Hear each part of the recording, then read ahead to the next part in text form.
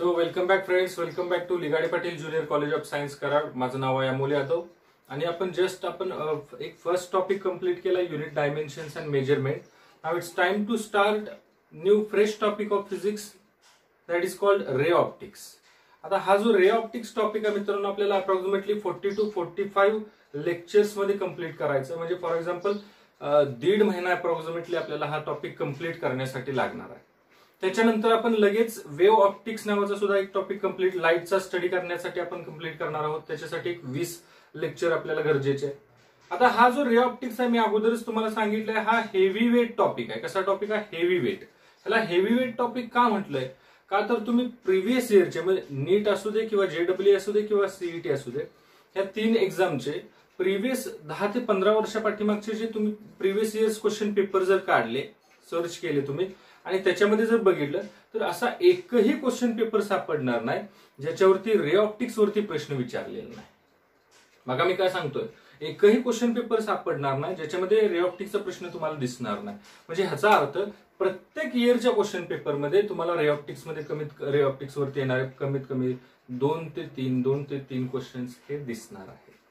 म्हणजे इतका important topic आहे, म्हणजे ह्याच्यावरती फिक्स क्वेश्चन येणार आहे. लक्षात येत आहे? म्हणून हा जो टॉपिक आहे, हा टॉपिक तुम्ही थरली एज वेल एज प्रॉब्लेम सॉल्व्ह करून स्टडी करायचा आहे, व्यवस्थित स्टडी करायचा आहे, कन्सेप्च्युअली जायचं आहे, कन्सेप्ट शिकून घ्यायचे आणि मग ते अप्लाय करायचे. बघूया, आपण सुरू करूया रे ऑप्टिक्स. रे ऑप्टिक्स हे टॉपिकचं नाव लिहायच्या अगोदर मी फक्त एकच शब्द लिहितो, ऑप्टिक्स. ऑप्टिक्स म्हणजे काय आहे मित्रांनो? काय तुम्हाला वाटते काय? बरं, फिजिक्स मध्ये आपण काय काय स्टडी केलाय सांगा? फिजिक्स मध्ये आपण बऱ्याच गोष्टींचा स्टडी करत असतो. फॉर एक्झाम्पल व्हेलॉसिटीचा स्टडी करतो, फोर्सचा स्टडी करतो, ऍक्सेलरेशनचा स्टडी करत असतो, बरोबर. त्याच्यानंतर साऊंडचा स्टडी करतो, बरोबर. त्याच्यानंतर आपण बघितलं मॅग्नेटचा स्टडी करतो मॅग्नेटिझम मध्ये. त्याच्यानंतर चार्जचा स्टडी केला तर आपण त्याला म्हणतो इलेक्ट्रोस्टॅटिक, जर तो चार्ज ऍट रेस्ट असेल. आणि जर चार्ज पळत असेल, बरोबर, 2 टाईपचे चार्ज आहेत, पॉझिटिव्ह आणि निगेटिव्ह. समजा चार्ज पोटेन्शियल डिफरन्सच्या ह्याच्या इफेक्ट मध्ये तो जर मूव्ह होत असेल तर त्याला आपण म्हणतो करंट. म्हणजे फिजिक्स मध्ये मित्रांनो आपल्याला सगळ्याचा थोडा स्टडी करायचा. मग करंट असेल, त्याच्यानंतर चार्ज असेल, त्याच्यानंतर तुम्ही म्हणा साऊंड असेल, फोर्स असेल, व्हेलॉसिटी असेल, मॅग्नेट असेल, ह्या सगळ्याचा स्टडी करायचा. फ्रिक्शन असेल. तसंच आपल्याला लाईटचा सुद्धा स्टडी करण्यासाठी त्यांनी सांगितलेलं आहे, लाईटचा सुद्धा थोडासा स्टडी करा. मग फिजिक्समध्ये लाईटचा स्टडी करण्याची जी प्रोसेस आहे किंवा फिजिक्समध्ये लाईटचा स्टडी करण्यासाठी जी ब्रँच गणली जाते त्यालाच आपण काय म्हणतो? ऑप्टिक्स. म्हणजे ऑप्टिक्स ही फिजिक्सचीच ब्रँच आहे, परंतु तिच्यामध्ये आपण कुणाचा फक्त स्टडी करणार आहोत? लाईटचा. मग ऑप्टिक्स ही फिजिक्सची काय आहे? फिजिक्सची काय रे सांगा? ब्रँच आहे,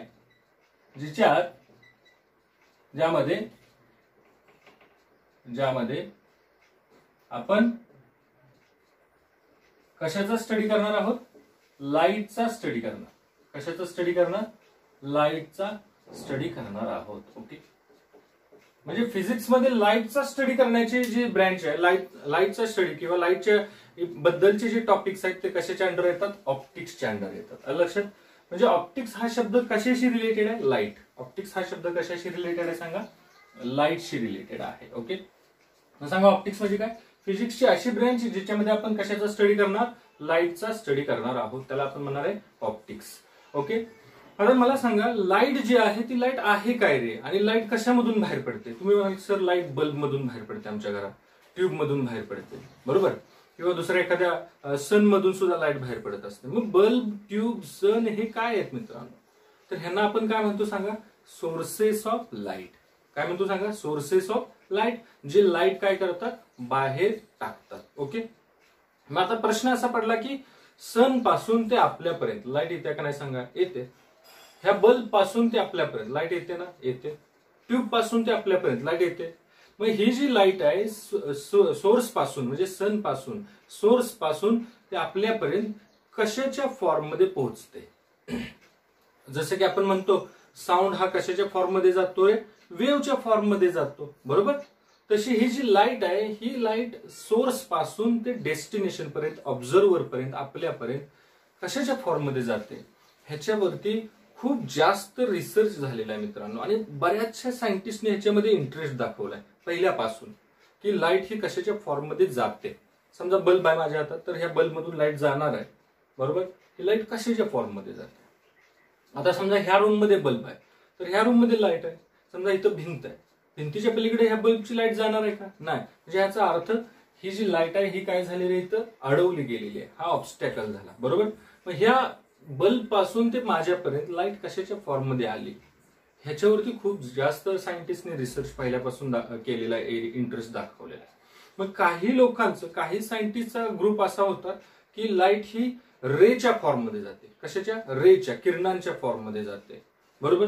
मग ठीक आहे, आपण लाईट ही कशाच्या फॉर्म मध्ये जाते, रेच्या फॉर्म मध्ये जाते असं कन्सिडर करून लाईटचा स्टडी करूया. मग त्याला म्हटलं गेलं रे ऑप्टिक्स. काय म्हटलं गेलं रे? Ray optics. लक्षात येते का बघा?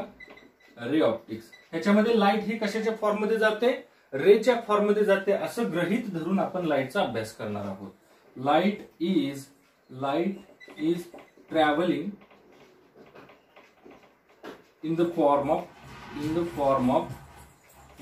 of ray. ओके. लाईट ही कशाच्या फॉर्म मध्ये जाते, रेच्या फॉर्म मध्ये जाते असं काही सायंटिस्ट लोकांचं म्हणणं होतं. मग ठीक आहे, आपण लाईटला रे म्हणूया आणि मग लाईटचा स्टडी करूया. मग काय झालं रे? तो रे ऑप्टिक्स झाला. ओके. म्हणजे आपण ऑप्टिक्सच्या काय बघतोय, तर ऑप्टिक्सच्या ब्रँचेस बघतोय. ओके. मग एक बघितला रे ऑप्टिक्स. ओके. मग ह्या रे ऑप्टिक्स मध्ये आपण पुढे जाऊन काय शिकणार आहोत, तर रिफ्लेक्शन. रिफ्लेक्शन म्हणजे काय सांगा. समजा हा एक स्मूथ सरफेस आहे, ओके, आणि ह्याच्यावरून इकडे समजा माझ्या हातात टॉर्च आहे. ह्या टॉर्च मधून मी अशी एक लाईट सोडली, तर ही लाईट अशी आली, ह्या सरफेसवरती पडली, आणि ह्या सरफेसवरून बघा ह्या पॉइंट पासून म्हणजे ह्या बॅटरी मधून ते ह्या सरफेसवरती जाईपर्यंत हा हवेतून जात होती लाईट, बरोबर. आणि हे ह्या सरफेसवरती पडून परत इकडे गेली. बरं, जाताना हवेतून गेली, रिफ्लेक्ट होऊन म्हणजे टप्पा पडून त्याच मीडियम मध्ये मागे आली, बरोबर. म्हणजे मीडियम चेंज झालं का लाईटचं? नाही झालं. म्हणजे त्याला आपण काय म्हणतो, रिफ्लेक्शन. ऍज वेल एज आपण रिफ्रॅक्शन सुद्धा ह्या ऑप्टिक्स, रे ऑप्टिक्स मध्ये स्टडी करणार आहोत. रिफ्रॅक्शन. डिस्पर्शन बघणार आहोत. डिस्पर्शन म्हणजे मित्रांनो काय सांगा, समजा आपण बघितलेला एक तुम्ही इफेक्ट बघितला असेल. समजा एक प्रिझम दिला आणि त्या प्रिझमवरती व्हाईट लाईट टाकली, तर व्हाईट लाईटचं आपल्याला वेगवेगळ्या साफ कलर मध्ये रूपांतर झालेलं दिसतं, त्याला आपण म्हणतो डिस्पर्शन ऑफ लाईट. ओके. रिफ्रॅक्शनला आपण काय म्हणतो सांगा. समजा हवेतून लाईट पाण्यामध्ये शिरली, म्हणजे मीडियम चेंज झालं की काय म्हणतो, रिफ्रॅक्शन. मग ह्या 2-3 फिनॉमिनॉनचा स्टडी आपण कशामध्ये करणार आहोत, रे ऑप्टिक्स मध्ये. लाईटला काय कन्सिडर करून, रे कन्सिडर करून. लाईट कशाच्या फॉर्म मध्ये जाते असं कन्सिडर करून, रे. ठीक आहे मित्रांनो, समाजामध्ये दुसरा एक असा वर्ग होता जो लाईट ही एखाद्या सोर्स पासून ते ऑब्झर्वर पर्यंत वेव्हच्या फॉर्म मध्ये जाते. असं कशाच्या फॉर्म मध्ये, वेव्हच्या. मग लाईट ही वेव्हच्या फॉर्म मध्ये जाते असं कन्सिडर करून लाईटचा स्टडी करण्यात आला. त्याला म्हटलं गेलं वेव्ह ऑप्टिक्स. ओके. म्हणजे रे ऑप्टिक्स मध्ये लाईट ही कशाच्या फॉर्म मध्ये जाते असं आपण म्हणणार आहे, रेच्या. वेव्ह ऑप्टिक्स मध्ये लाईट ही कशाच्या फॉर्म मध्ये प्रवास करते असं म्हणणार, वेव्हच्या. मग इथं काय लिहिणार, light is traveling in the form of wave. Okay. आता ही जी वेव्ह आहे ही कोणती वेव्ह आहे हे आपण पुढे जाऊन बघणार आहे. मॅक्सवेल हा एक सायंटिस्ट होता, त्याचं म्हणणं होतं की ही जी वेव्ह आहे, लाईट ही वेव्हच्या फॉर्म मध्ये जाते, परंतु ती वेव्ह कोणती आहे, तर त्या वेव्हला त्यांनी नाव दिलं होतं इलेक्ट्रोमॅग्नेटिक वेव्ह. कोणती वेव्ह?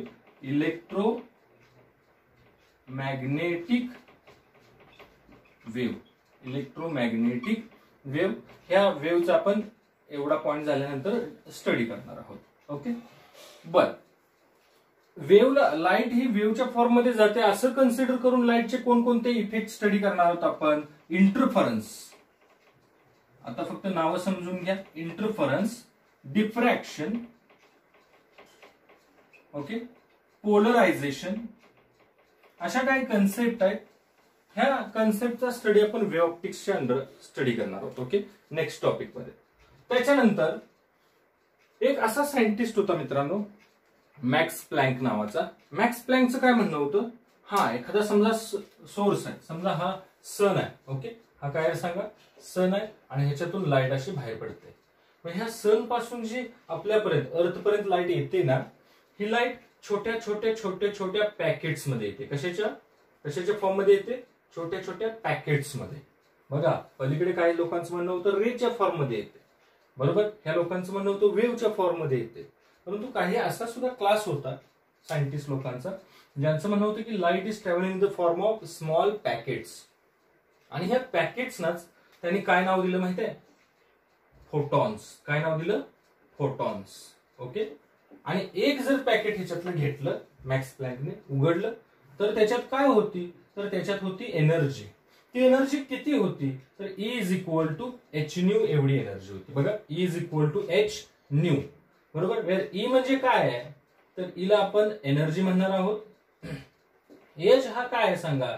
तर प्लँक कॉन्स्टंट आहे. एक मॅक्स प्लँक नावाचा सायंटिस्ट होता, त्याच्या म्हणण्यानुसार हे सगळं चाललंय. Light is travelling in the form of small packets and these packets are called as photons and each photon having energy is equal to h nu, where E म्हणजे energy, H म्हणजे Planck constant आणि nu म्हणजे काय? तर frequency. काय सांगा? Frequency of light. Frequency of light. समजतंय? आता ह्या फॉर्म्युल्याकडे जर तुम्ही बघितलं, E is equal to H nu, तर एनर्जी जी आहे मित्रांनो ती डायरेक्टली प्रोपोर्शनल कुणाला आहे? तर फ्रिक्वेन्सीला. कुणाला आहे? फ्रिक्वेन्सीला. बघा, energy is directly proportional to frequency. ह्याचा अर्थ एखाद्या लाईटची फ्रिक्वेन्सी जास्त असेल तर त्या लाईटकडे असलेली एनर्जी सुद्धा कशी असणार आहे? जास्त असणार आहे. ओके. आणि हाच फॉर्म्युला त्याने अजून एक फॉर्मॅटमध्ये कसा लिहिला? तुम्हाला माहित आहे V is equal to N lambda. V is equal to काय रे? N lambda. लॅम्बडा म्हणजे काय आहे रे? ह्याच्या अगोदर तुम्ही स्टडी केलाय का सांगा? लॅम्बडा म्हणजे, लॅम्बडाला आपण काय म्हणतो रे? वेव्हलेंथ म्हणतो. आता एक वेव्ह आपण कन्सिडर केली, बरोबर. ही एक वेव्ह कन्सिडर केली. समजतंय? ही वेव्ह कोणती आहे रे? तर ही वेव्ह ट्रान्सव्हर्स वेव्ह आहे, बरोबर. वेव्हचे आपण टाइप्स बघणार आहोत, परंतु ही वेव्ह अगोदर मला सांगा कोणती आहे? ट्रान्सव्हर्स वेव्ह आहे. हा काय? क्रस्ट आहे, बरोबर. आणि हा काय सांगा? ट्रफ आहे, बरोबर. एक डोंगरासारखा भाग आहे त्याला आपण काय म्हणतो? क्रस्ट. आणि दरीसारखा भाग आहे त्याला ट्रफ म्हणतो. ओके. आता हे जे डिस्टन्स आहे याला आपण काय म्हणतो? वेव्हलेंथ. काय म्हणतो रे सांगा? वेव्हलेंथ म्हणत असतो, बरोबर. मग आता मला तुम्ही सांगा, लाईटचं अगोदर साऊंड वेव्हच्या केसमध्ये आपण स्टडी केला होता. काय रे? V is equal to N lambda. V is equal to काय रे? N lambda. हा फॉर्म्युला कसा आला होता बघा? Velocity is equal to distance upon time, बरोबर. Velocity is equal to distance upon time, बरोबर. मग सांगा, एक जर वेव्हलेंथ एवढं डिस्टन्स कव्हर केलं, मग डिस्टन्स इज इक्वल टू काय होणार सांगा? लॅम्बडा होणार. आणि टाइम जो लागतो त्याला आपण काय म्हणतो? पिरियड. काय म्हणतो सांगा? पिरियड. ओके. एक वेव्हलेंथ एवढं डिस्टन्स कव्हर करण्यासाठी लागणारा टाइम आहे त्याला आपण काय म्हणतो? पिरियड. 1/t ला आपण काय म्हणतो सांगा? एन. मग V is equal to N lambda. हा फॉर्म्युला तुम्ही बघितलेला आहे. आता हाच फॉर्म्युला साऊंडच्या केसमध्ये, आता हाच फॉर्म्युला आपण लाईटच्या केसमध्ये कसं लिहू शकतो? लाईटचं स्पीड आपण सी ने म्हणतो. काय सांगा? व्ही ला आपण काय म्हणतो? Speed of sound. मग सी काय झाला? Speed of light is equal to N म्हणजे काय सांगा? Frequency of sound wave. आता इथं फ्रिक्वेन्सी ऑफ लाईट वेव्हला काय मानलाय आपण? न्यू मानलाय. लक्षात? Frequency of light. लॅम्बडा सगळीकडे सेम आहे. मग काय झालं सांगा? सी ला न्यू लॅम्बडा टाकला. मग न्यू इज इक्वल टू काय लिहिणार सांगा? Nu is equal to C by lambda. आता हा जो E is equal to H nu formula आहे, तो हा फॉर्म्युला कसा लिहू शकतो आपण? एच न्यू ला काय टाकलं? C by lambda. H C by lambda हा फॉर्म्युला. ओके. म्हणजेच मॅक्स प्लँक नावाचा सायंटिस्ट होता, त्याच्या म्हणण्यानुसार सोर्स पासून ते ऑब्झर्व्हर पर्यंत आपल्यापर्यंत लाईट ही छोट्या छोट्या पॅकेट्सच्या फॉर्म मध्ये जाते. त्या पॅकेट्सना त्यानं नाव दिलं क्वांटा किंवा फोटॉन्स. आणि एका फोटॉनकडे किती एनर्जी असते? E is equal to H nu, where H म्हणजे काय? मॅक्स प्लँक कॉन्स्टंट आहे. न्यू म्हणजे फ्रिक्वेन्सी. जितकी फ्रिक्वेन्सी जास्त तितकी एनर्जी जास्त. परंतु अजून एक फॉर्म्युला त्यांनी लिहिलं एच सी बाय लॅम्बडा. मग आता लॅम्बडा म्हणजे काय? वेव्हलेंथ. मग एनर्जी आणि वेव्हलेंथ हे कसे प्रोपोर्शनल आहेत? एनर्जी न्यूमरेटर मध्ये, वेव्हलेंथ डिनॉमिनेटर मध्ये. मग हे कसे प्रोपोर्शनल झाले? इनव्हर्सली. ओके. म्हणजे energy is directly proportional to frequency, but energy is inversely proportional to wavelength. याचा अर्थ जर वेव्हलेंथ वाढली तर एनर्जी काय होणार आहे? कमी होणार आहे. ओके. मग ह्या लाईटचा जो आपण पार्टिकल नेचर, पार्टिकल म्हणून स्टडी करणार आहोत, तो जो ऑप्टिक्सची डिव्हिजन आहे किंवा ऑप्टिक्सचा पार्ट आहे, ऑप्टिक्सचा ब्रँच आहे, त्याला म्हणतात क्वांटम ऑप्टिक्स. Quantum optics. काय म्हणतात? Quantum optics. मग सांगा क्वांटम ऑप्टिक्स म्हणजे काय सांगा. लाईटला आपण काय म्हणून कन्सिडर करणार आहोत? लाईट कशाच्या फॉर्म मध्ये जाते म्हणून कन्सिडर करणार आहोत? छोट्या छोट्या पॅकेटच्या. Light is traveling in the form of small packets. Okay, these packets is called as photons. बरोबर. आणि each photon having energy is equal to h nu is equal to hc by lambda. Okay, where E म्हणजे काय सांगा बाळांनो? Energy आहे. Okay, h म्हणजे काय? Plank constant आहे. प्लँक कॉन्स्टंट आहे. न्यू म्हणजे काय सांगा? फ्रिक्वेन्सी आहे. आणि लॅम्बडा म्हणजे काय सांगा? वेव्ह लेंथ आहे. Wave length. आणि सी म्हणजे काय सांगा? Speed of light. ओके, ठीक आहे. मग हे आपल्याला ऑप्टिक्सचे 3 टाइप्स आपल्याला स्टडी करायचे वेगवेगळ्या टॉपिक्स मध्ये. आता राहिला प्रश्न रे ऑप्टिक्सचा. अगोदर त्याच्या मला सांगा इलेक्ट्रोमॅग्नेटिक वेव्ह म्हणजे काय? Electromagnetic wave. त्याच्या अगोदर वेव्ह म्हणजे काय? तुम्हाला काय वाटतं वेव्ह म्हणजे काय असेल?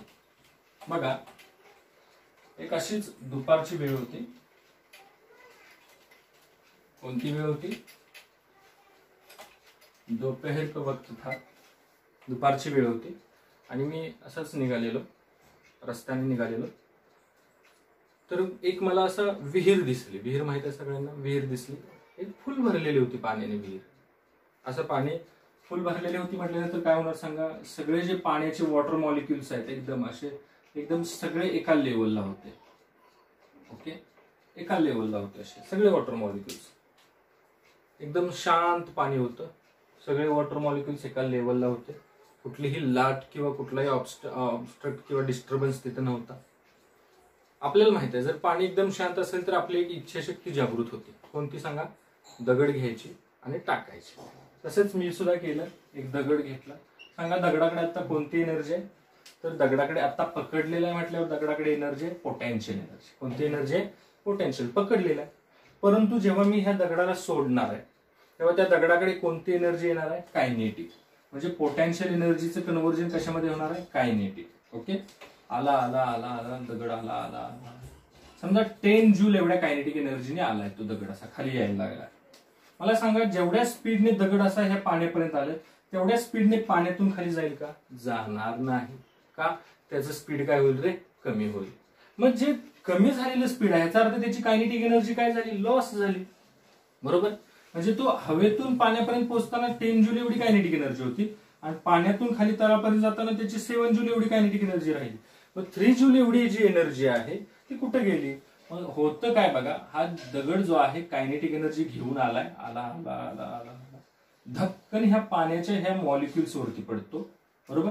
आणि पडल्यानंतर हा काय करतो? स्वतःची जी एनर्जी आहे ती कुणाला देतो? ह्या एका मॉलिक्युलला देतो. ह्या मॉलिक्युलला, ह्या मॉलिक्युलला, ह्या मॉलिक्युलला. म्हणजे थोडक्यात ज्या मॉलिक्युलशी त्याचा संपर्क येतो त्या मॉलिक्युलला तो आपली एनर्जी देऊन टाकतो. मग त्याची एनर्जी ऑटोमॅटिकली कमी होते. मग तो राहिलेल्या कमी एनर्जीमुळे खाली जातो आणि स्लो जातो. समजतंय? आता प्रश्न राहिला तो गेला. आता दगडाचं काम संपलं. राहिला प्रश्न आता ह्या 4 मॉलिक्युलना काय मिळालेली? एनर्जी. आणि तुम्हाला माहित आहे जर मॉलिक्युलना एनर्जी मिळाली ते मॉलिक्युल्स काय करतात रे? व्हायब्रेट व्हायला सुरू होतात. म्हणजे असे डान्स करायला सुरू होतात. बरोबर. समजा मॉलिक्युलने एनर्जी घेतली की मॉलिक्युल काय होता? असा व्हायब्रेट होतो. समजतंय? आता हा सुद्धा मॉलिक्युल आहे, यांना सुद्धा एनर्जी मिळालेली आहे. तर हे मॉलिक्युल्स काय व्हायला सुरू होतात? Vibrate about their mean position. Mean पोझिशनची अबाउट म्हणजे समजा ही मीन पोझिशन आहे त्यांची. समजा हा मॉलिक्युल आहे, ह्याला एनर्जी मिळालेली आहे. तर तो काय होतो? वर जाणार एनर्जी घेऊन, परत मीनला येणार, तेवढ्याच खाली जाणार, परत मीनला येणार. आणि जी आपली एनर्जी आहे ती शेजारच्या मॉलिक्युलला ट्रान्सफर करणार. म्हणजे काय होतं? तर हा मॉलिक्युल असा वर जातो, खाली येतो आणि आपली एनर्जी शेजारच्या मॉलिक्युलला देतो. त्याच्यामुळे इथं असा क्रस्ट तयार होतो. काय तयार होतो? क्रस्ट. ह्यालाच आपण काय म्हणतो मित्रांनो? वेव्ह म्हणतो. ह्यालाच काय म्हणतो? वेव्ह म्हणतो. आलं लक्षात? मग मला सांगा वेव्ह म्हणजे काय? अगोदर पाणी कसं होतं? एकदम शांत शीतल होतं. बरोबर. आणि त्याच्यावरती आपण दगड टाकला. दगड टाकून आपण काय तयार केला? डिस्टर्बन्स. काय तयार केलं सांगा? डिस्टर्बन्स. त्याच डिस्टर्बन्सला आपण काय म्हणतो? वेव्ह म्हणतो. ओके. मग वेव्ह हा काय आहे? डिस्टर्बन्स. बरं हा डिस्टर्बन्स एकाच जागी होतो का रे? समजा दगड आपण टाकला तर तो तिथंच लाट तयार होते का? लाट तयार होते आणि ती लाट कुठे जाते? किनाऱ्याकडे जात असते, बरोबर. मग वेव्ह हा एक असा डिस्टर्बन्स आहे जो एका पॉइंट पासून दुसऱ्या पॉइंट पर्यंत काय होतो रे? ट्रान्सफर होतो, बरोबर. वेव्ह हा असा एक डिस्टर्बन्स आहे जो काय होत असतो रे? एका पॉइंट कडून दुसऱ्या पॉइंटकडे जात असतो, डिस्टर्बन्स जात असतो. आलं लक्षात? बर, जाताना काय घेऊन जातात बघा. ह्या मॉलिक्यूलला एनर्जी दिली होती आपण, हा काय झाला? व्हायब्रेट झाला आणि त्याने एनर्जी शेजारच्या मॉलिक्यूलला दिली. तो व्हायब्रेट झाला, त्याने एनर्जी शेजारच्या मॉलिक्यूलला. म्हणजे समजा पहिल्या बेंचवरल्या विद्यार्थ्याला मी रुमाल दिला हातात, रुमाल म्हणजे एनर्जी आपण कन्सिडर करूया. रुमाल दिला की त्याने काय करायचं? उभा राहायचं, परत बसायचं आणि तो रुमाल मागे पास करायचा. असं करत करत काय व्हायला लागला? रुमाल पाठीमागच्या शेवटच्या बेंचपर्यंत पोहोचला.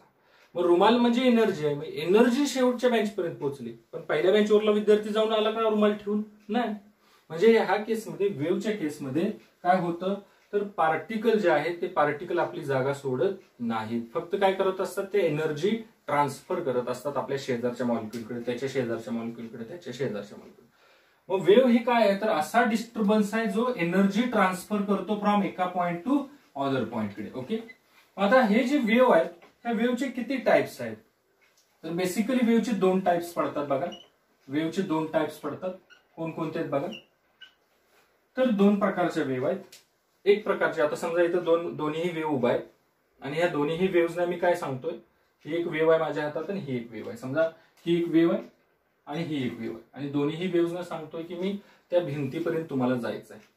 तर ही जी वेव्ह आहे एक नंबरची, ही वेव्ह काय म्हणली? सर मी जाते ह्या भिंतीपर्यंत, बरोबर, परंतु मला काय पाहिजे? मीडियम पाहिजे.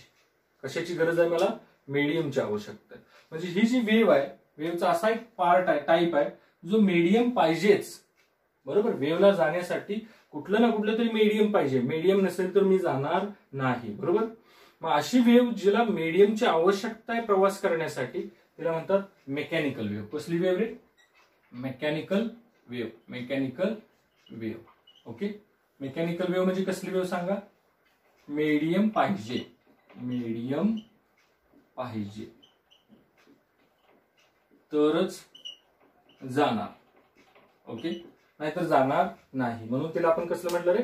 Mechanical wave. ओके. मेकॅनिकल वेव्हचं एक्झाम्पल काय सांगणार सांगा? Sound wave. कोणती वेव्ह? Sound wave. ओके. कोणती वेव्ह रे? Sound wave. म्हणजे आता फॉर एक्झाम्पल साऊंड वेव्ह ही मेकॅनिकल वेव्ह आहे. म्हणजे जर मी बोलतोय तर माझ्या घशातून जी साऊंड वेव्ह जनरेट व्हायला लागलेली आहे, बरोबर, साऊंड वेव्ह जनरेट मी करतोय ती तुमच्यापर्यंत पोहोचते. कशामुळे रे? का तर मीडियम प्रेझेंट आहे, बरोबर. कोणतं मीडियम आहे प्रेझेंट? एअर हे मीडियम प्रेझेंट आहे. जर एअर नसती तर,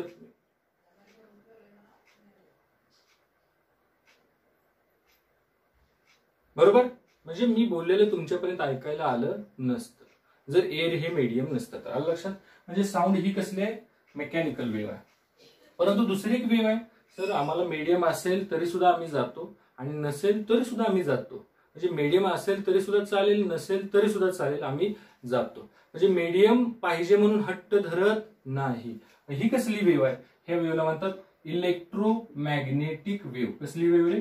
electromagnetic wave. Electromagnetic wave. Okay. कसली वेव्ह? Electromagnetic wave. म्हणजे जी मीडियम पाहिजेच म्हणून हट्ट धरत नाही. बघा ना, विचार करा, सन आपल्यापासून किती हजारो किलोमीटर डिस्टन्स वरती, अर्थ आपल्यापर्यंत आहे, आपल्या इथं आहे, आपण अर्थवरती आहोत.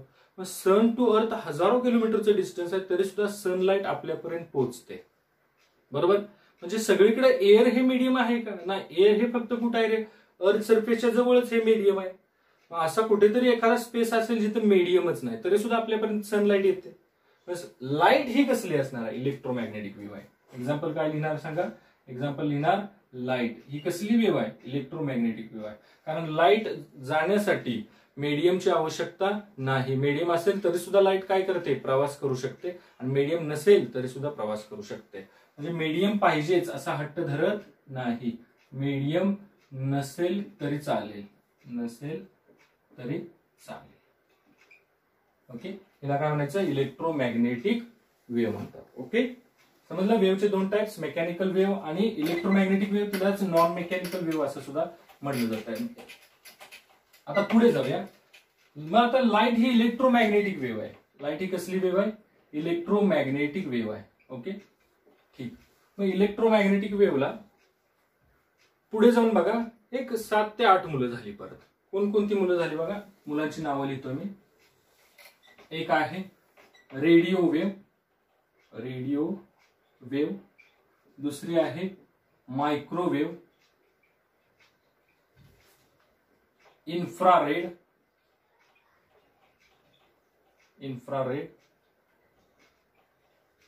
Visible light, okay. त्याच्यानंतर अल्ट्राव्हायलेट, त्याच्यानंतर एक्स रे आणि लास्ट आहे gamma ray. UV for ultraviolet लक्षात ठेवा. मग किती झाले तर 7. इलेक्ट्रोमॅग्नेटिक वेव्हला 7 मुलं झाली. काय त्या मुलांची नावं सांगा. Radio wave, microwave, infrared, visible light, ultraviolet, X ray, gamma ray. Okay. परंतु ही जी विजिबल लाईट आहे, ह्या विजिबल लाईटचं अगोदर लग्न झालं, परत तिला 7 मुलं झाली. कोणकोणती झाली बघा. Violet, indigo, blue, green, yellow, orange आणि रेड. हे असे बघा. Violet, indigo, blue, green, yellow, orange, red. म्हणजेच काय झाले रे, विबजीऑर. लक्षात ठेवा. हे आता कम्प्लीट लिहित नाही. VIBGYOR. Violet, indigo, blue, green, yellow, orange, red. Okay. हे असे 7 कलर्स आहेत. ठीक आहे. बघा व्यवस्थित विचार करा. इलेक्ट्रोमॅग्नेटिक वेव्हला किती मुलं झाली. 7 मुलांची नावं काय आहेत सांगा. Radio wave, microwave, infrared, visible light, UV, X ray, gamma ray. Okay. आता ह्याच्यातला हा जो रेडिओ वेव्ह होता ह्याचा लॅम्बडा खूप जास्त होता, म्हणजे वेव्हलेंथ जास्त होती. जर वेव्हलेंथ जास्त असेल, तुम्हाला माहित आहे वेव्हलेंथ जास्त असेल तर फ्रिक्वेन्सी जी आहे ती कशी असते, कमी असते. समजतंय. वेव्हलेंथ ह्याची जास्त होती तर फ्रिक्वेन्सी कशी होती रे, कमी होती. लक्षात.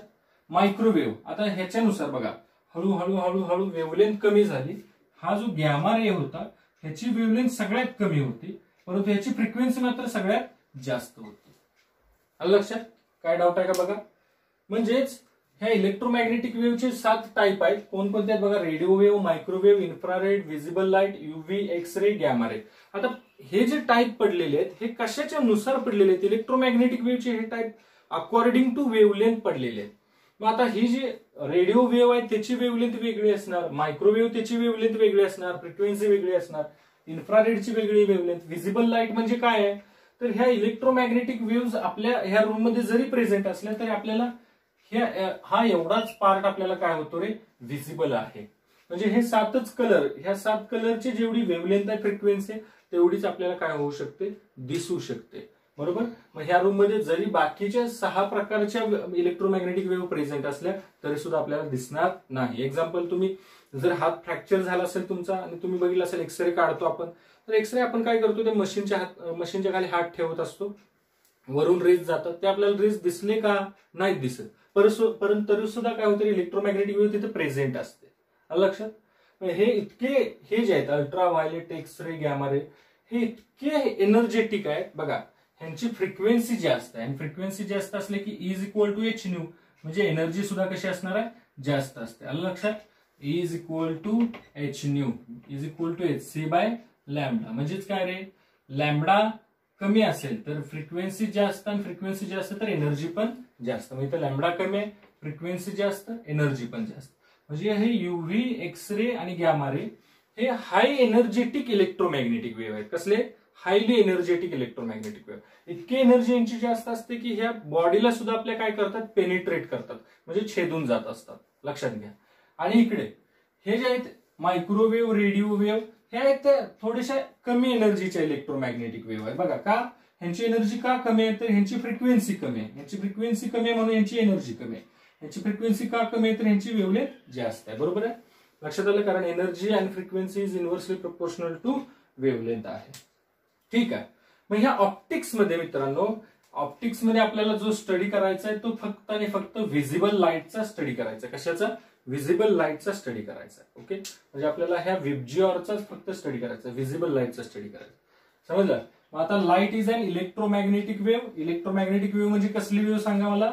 ज्या वेव्हला कशाची आवश्यकता नाही? मीडियमची आवश्यकता नाही. बरोबर. इलेक्ट्रोमॅग्नेटिक वेव्हचे 7 पार्ट आहेत.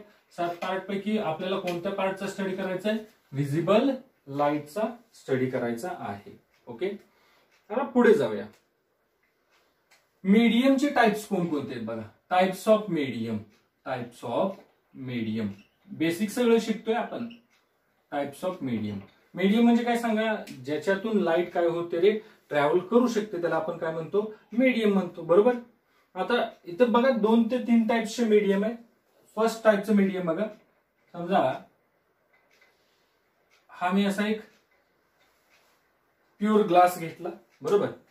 आणि ह्याच्यातून असं अलीकडून अशी लाईट सोडली मी. बरोबर. समजा ह्या लाईटची इंटेन्सिटी, इंटेन्सिटी म्हणजे तीव्रता, लाईटची तीव्रता समजा 5 आहे. लक्षात घ्या, इंटेन्सिटी किती? 5 आहे. एक्झाम्पल म्हणून. तर ही जेवढी इंटेन्सिटी अलीकडे होती सगळीची सगळी लाईट काय झाली रे पलीकडे? पास झाली. बरोबर. मग मला सांगा ह्या भिंतीच्या किंवा हे जी एक विंडो आहे ह्या विंडोच्या पलीकडे समजा एखादी व्यक्ती आहे ती मला स्पष्टपणे दिसते. ह्याचा अर्थ त्या व्यक्तीकडून येणारे जे रे ऑफ लाईट आहेत ते माझ्यापर्यंत पोहोचत आहेत. म्हणजे व्यक्तीकडून येणारी लाईट आहे ती माझ्यापर्यंत पोहोचते. ह्याचा अर्थ हे जे मीडियम आहे हे कसलं मीडियम आहे? ज्याच्यातून सगळी लाईट काय होऊ शकते? आरपार होऊ शकते. ह्याला काय म्हणतात रे? त्याला म्हणतात ट्रान्सपरंट मीडियम. कसलं medium? Transparent medium. Transparent medium. Okay, समजतंय? दुसरं, लाईट काय होते रे? लाईट, सर्व लाईट म्हणजे सर्व लाईट आरपार होते. आरपार होते. ओके. इंटेन्सिटीचा लॉस होतो का? नाही. इंटेन्सिटी म्हणजे तीव्रता, इंटेन्सिटीचा लॉस होत नाही. ओके. दुसरं एक मीडियम आहे बघा.